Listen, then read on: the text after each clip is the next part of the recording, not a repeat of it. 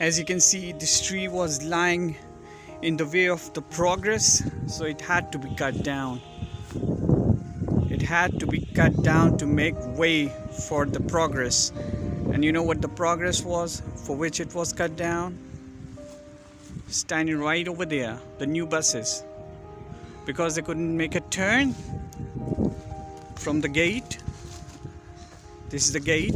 So instead of widening the gate, instead of doing something about the check post, that was an easy thing to do.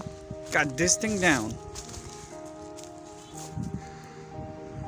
One of the oldest trees of IMCB FF4 lying down. So this was the only way these people could get the tree out of progress way. So now the progress is making its way. It's like metal versus nature, and metal wins. So unfortunate to see. And you can see in the background, I'm gonna show you something more. It's not just metal versus nature, it's like metal versus metal. These are the new buses, and these are the old ones, discarded, on the rust, abandoned, spooky.